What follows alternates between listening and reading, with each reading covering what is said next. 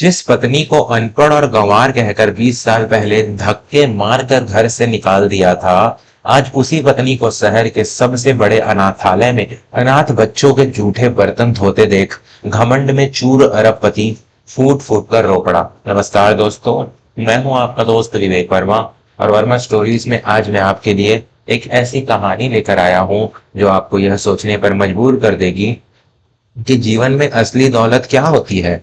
अब अक्सर पैसे और रुतबे के नशे में अपनों की कद्र करना भूल जाते हैं, लेकिन समय जब पलट कर वार करता है तो इंसान के पास पछतावे और के सिवा कुछ नहीं बचता। शहर के सबसे बड़े और आलीशान बंगले आनंद भवन में रहने वाले वीरेंद्र सिंह का नाम पूरे राज्य के सबसे अमीर उद्योगपतियों में गिना जाता था। उनके पास पैसे की कोई कमी नहीं थी। दर्जनों गाड़ियां, नौकर चाकर और शहर के बीचों बीच उनकी बहुमंजिला इमारतें उनकी सफलता की गवाही देती थी। लेकिन इस बाहरी चकाचौंध के पीछे का सच बहुत स्याह और खोखला था। वीरेंद्र सिंह का अपना परिवार पूरी तरह बिखर चुका था। उनका इकलौता बेटा देवव्रत बुरी संगति में पड़कर नशे का आदी हो चुका था और उनकी दूसरी पत्नी देवयानी उनसे तलाक लेकर आधी संपत्ति हड़प कर विदेश जा चुकी थी। उस विशाल महल में वीरेंद्र सिंह बिल्कुल अकेले थे। दिवाली का समय करीब आ रहा था और वीरेंद्र सिंह को अपने व्यापार की छवि सुधारने के लिए एक बड़ा दिखावा करना था। उनके सलाहकारों ने उन्हें सुझाव दिया कि शहर के सबसे पुराने और खस्ता हाल अनाथालय वात्सल्य कुटीर में गुलजार देकर अखबारों में अपनी तस्वीर छपवाई जाए। वीरेंद्र सिंह को यह विचार बहुत पसंद आया। उन्होंने तुरंत 50 लाख रुपए का एक बड़ा चेक बनवाया और दर्जनों पत्रकारों और छाया चित्रकारों को लेकर वात्सल्य कुटीर की ओर निकल पड़े। अनाथालय के दरवाजे पर पहुंचते ही प्रबंधक कैलाश बाबू ने हाथ जोड़कर उनका स्वागत किया। कैमरे चमकने लगे। वीरेंद्र सिंह ने बहुत ही कृत्रिम मुस्कान के साथ बच्चों को फल और मिठाइयां बांटी। कैलाश जी, मैं चाहता हूं कि इन गरीब बच्चों को कोई तकलीफ ना हो। ये 50 लाख का चेक रखिए और हाँ, मुझे पूरे अनाथालय का निरीक्षण करना है। मैं देखना चाहता हूं कि यहाँ साफ सफाई और व्यवस्था कैसी है। वीरेंद्र सिंह ने अपना सीना तानते हुए और पत्रकारों की तरफ देखते हुए कहा। कैलाश बाबू उन्हें अनाथालय के पुराने और जर्जर कमरों से होते हुए पीछे के हिस्से में ले गए। सेठ जी, यहाँ हमारी रसोई है। इमारत बहुत पुरानी है, इसलिए यहाँ सुविधाएं कम हैं, लेकिन हमारी एक सेविका है जो दिन रात एक करके इन 100 बच्चों का पेट भरती है। वे इन बच्चों की माँ जैसी है। वीरेंद्र सिंह अपने महंगे जूतों को कीचड़ से बचाते हुए रसोई के दरवाजे पर पहुंचे। रसोई के अंदर धुआं भरा हुआ था। एक कोने में राख और मिट्टी से सने हुए बहुत सारे बड़े बड़े जूठे बर्तन रखे हुए थे। उन बर्तनों के पास एक दुबली पतली महिला बैठी थी। उसने एक सूती की बहुत ही साधारण और रंग उड़ी हुई साड़ी पहन रखी थी। उसके बाल सफेद हो चुके थे और वह पूरी ताकत लगाकर उन बड़े बर्तनों को मांज रही थी। उसके आसपास 4-5 छोटे बच्चे बैठे थे जो उसे बार बार मैया मैया कहकर पुकार रहे थे और वह महिला मुस्कुराते हुए उन्हें कोई पुरानी लोक कथा सुना रही थी। वीरेंद्र सिंह ने नाक सिकोड़ते हुए कहा, कैलाश जी, यह क्या है? इतनी गंदगी में यह औरत काम कर रही है। क्या इसे सलीके से कपड़े पहनना भी नहीं आता? इसे तुरंत यहाँ से हटाइए, वरना मैं अपना दान वापस ले लूंगा। वीरेंद्र की तेज और कठोर आवाज सुनकर वह महिला अचानक रुकी। उसने बर्तन छोड़कर धीरे से पीछे मुड़कर देखा। जैसे ही उस महिला का चेहरा वीरेंद्र सिंह के सामने आया, वीरेंद्र के पैरों तले जमीन खिसक गई। उनका पूरा शरीर कांपने लगा। उनके हाथों से उनकी महंगी छड़ी छूटकर नीचे गिर गई। पत्रकारों के कैमरे अभी भी चमक रहे थे, लेकिन वीरेंद्र सिंह की आंखों के सामने अंधेरा छा गया था। वह कोई मामूली सेविका नहीं थी, वह सुशीला थी। वीरेंद्र सिंह की पहली पत्नी सुशीला, वही सुशीला जिसके साथ वीरेंद्र ने अपनी जीवन के शुरुआती और सबसे संघर्षपूर्ण दिन बिताए थे। जब वीरेंद्र के पास कुछ नहीं था, तब सुशीला ने अपने गहने बेचकर उसे व्यापार शुरू करवाया था। लेकिन जब वीरेंद्र को सफलता मिली, जब उसके पास बेहिसाब पैसा आने लगा, तो उसे सुशीला अनपढ़, गंवार और अपनी हैसियत से छोटी लगने लगी थी। वीरेंद्र को वह काली रात याद आ गई जो 20 साल पहले गुजरी थी। तब जब उसने सुशीला को धक्के मारते हुए कहा था, तू मेरे रुतबे पर एक बदनुमा दाग है सुशीला। मेरे बड़े बड़े विदेशी मेहमान आते हैं और तू उनके सामने इस देहाती गंवार की तरह आ जाती है। तुझे तो ढंग से बात करना भी नहीं आता। निकल जा मेरे घर से। मैं देवयानी से शादी कर रहा हूँ। वह एक पढ़ी लिखी और आधुनिक औरत है जो समाज में मेरे साथ खड़ी होने के लायक है। उस रात सुशीला बहुत रोई थी।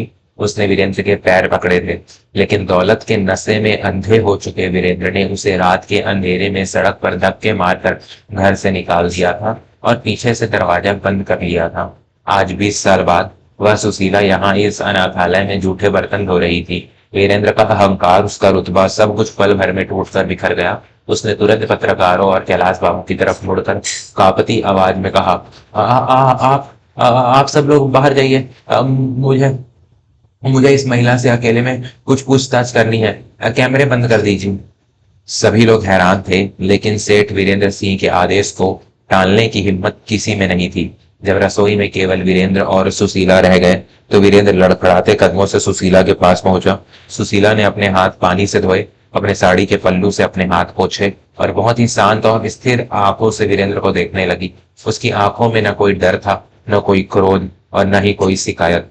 वीरेंद्र की आंखों से आंसुओं की धारा फूट पड़ी और सुशीला के सामने घुटनों के बल बैठ गया। सुशीला, तुम यहाँ इस हाल में? मेरे घर से जाने के बाद तुम्हारी यह क्या दशा हो गई है? तुम यहाँ इन अनाथों के जूठे बर्तन धो रही हो? तुमने मुझे बताया क्यों नहीं कि तुम इतनी तकलीफ में हो? सुशीला के चेहरे पर एक अत्यंत शांत और निर्मल मुस्कान तैर गई।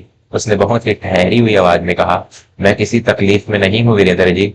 तकलीफ तो आपके चेहरे पर दिखाई दे रही है। आपके इतने महंगे कपड़े भी आपके मन के खोखलेपन को छिपा नहीं पा रहे हैं। मैं यहाँ जूठे बर्तन जरूर धोती हूँ, लेकिन इनके बदले मुझे इन 100 बच्चों का निस्वार्थ प्रेम मिलता है। ये मुझे अपनी माँ मानते हैं। मेरे पास कुछ नहीं है, फिर भी मेरा आंचल हमेशा खुशियों से भरा रहता है। वीरेंद्र फूट फूट कर रोने लगा। मुझे माफ कर दो सुशीला, मैं घमंड में अंधा हो गया था। मैंने एक हीरे को लात मारकर कांच के टुकड़े को अपना लिया था। जिस देवयानी के लिए मैंने तुम्हें छोड़ा, वो मेरी सारी दौलत लेकर मुझे छोड़ गई। मेरा बेटा नशे में अपनी जिंदगी बर्बाद कर रहा है। मेरा वो करोड़ों का महल काटने को दौड़ता है सुशीला। वहां कोई मुझे एक गिलास पानी पूछने वाला नहीं है। आज मुझे समझ आया कि तुमने तो अपने गहने बेचकर मेरा घर बसाया था और मैंने उसी घर से तुम्हें निकाल दिया। मैं बहुत बड़ा पापी हूँ। वीरेंद्र ने अपनी जेब से वो 50 लाख का चेक निकाला और सुशीला के सामने कर दिया। सुशीला, यह अनाथालय बहुत छोटा है। यह तुम्हारी जगह नहीं है। मैं तुम्हें यहाँ से ले जाना चाहता हूँ। मैं तुम्हें शहर की सबसे बड़ी रानी बनाकर रखूंगा। तेरी सारी संपत्ति, मेरे सारे बैंक के खाते मैं अब सब तुम्हारे नाम कर दूंगा। बस तुम मेरे साथ घर लौट चलो। मुझे इस अकेलेपन से बचा लो सुशीला। मैं तुम्हारे बिना अंदर से मर चुका हूँ। सुशीला ने उस चेक को छुआ तक नहीं, उसने धीरे से वीरेंद्र के हाथ को पीछे धकेल दिया। दौलत का नशा आज भी तुम्हारे सिर से नहीं उतरा है वीरेंद्र जी। 20 साल पहले तुमने मुझे अपनी दौलत के तराजू पर तौला था और मुझे कमतर पाकर घर से निकाल दिया था। आज तुम उसी दौलत से मेरी क्षमा और मेरा जीवन खरीदना चाहते हो, लेकिन तुम भूल रहे हो वीरेंद्र जी कि प्रेम, रिश्ते और मन की शांति बाजार में नहीं बिकते। सुशीला के पास ही सो रहे एक छोटे से अनाथ बच्चे के माथे पर हाथ फेरा और कहा, उस रात जब तुमने मुझे घर से निकाला था तो मैं टूट गई थी। मुझे लगा था कि मेरा जीवन खत्म हो गया। मैं भटकते हुए इस अनाथालय में आ गई थी। यहाँ मैंने इन लावारिस बच्चों को देखा, जिन्हें अपनों ने सड़कों पर छोड़ दिया था। इन बच्चों के दर्द ने मेरे दर्द को मिटा दिया। मैंने इन्हें अपना जीवन समर्पित कर दिया। पिछले 20 सालों से मैंने हजारों बच्चों को अपने हाथों से खाना खिलाया है, उन्हें पढ़ाया है और उन्हें एक नेक इंसान बनते देखा है। ये राख के सने बर्तन मेरे लिए किसी सोने के जेवर से कम नहीं है। यह अनाथालय मेरा मंदिर है और यह बच्चे मेरे भगवान। वीरेंद्र सुशीला के पैरों पर गिर पड़ा। तो क्या तुम मुझे कभी माफ नहीं करोगी सुशीला? क्या मेरे लिए कोई पश्चाताप का रास्ता नहीं है? सुशीला ने अपने कदम पीछे हटा लिए और दृढ़ता से कहा, मैंने तुम्हें उसी दिन माफ कर दिया था वीरेंद्र जी, क्योंकि क्रोध को मन में रखकर मैं इन बच्चों को प्रेम नहीं दे पाती। लेकिन तुम्हारे साथ वापस जाने का अब कोई सवाल ही नहीं उठता। मेरी दुनिया अब वात्सल्य कुटीर है। अगर तुम सच में पश्चाताप करना चाहते हो तो यह चेक अनाथालय के प्रबंधक को दे दो, ताकि इन बच्चों को सर्दियों में ठिठुरना ना पड़े। और अपने उस बेटे के पास जाओ जिसे तुम्हारी सबसे ज्यादा जरूरत है। उसे तुम्हारे पैसों की नहीं, एक पिता के मार्गदर्शन की जरूरत है। जाओ वीरेंद्र जी और अपने बचे हुए जीवन को एक सच्चा इंसान बनकर जियो।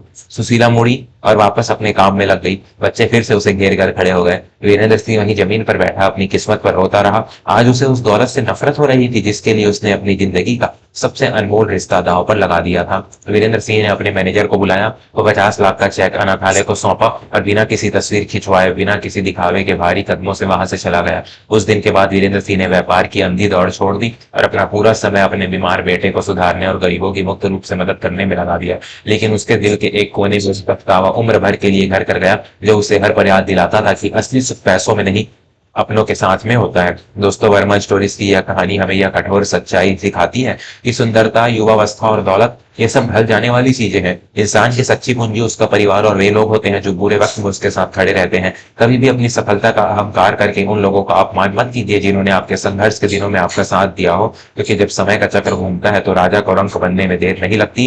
अगर आपको यह कहानी दिल को छू लेने वाली लगी हो तो इसे अपने परिवार और दोस्तों के साथ जरूर साझा करें। और हाँ, रिश्तों की कदर करना सीखें। मिलते हैं वर्मा स्टोरीज के अगले भाग में एक और नई और भावपूर्ण कहानी के साथ। तब तक के लिए अपना और अपने परिवार का ख्याल रखें। धन्यवाद।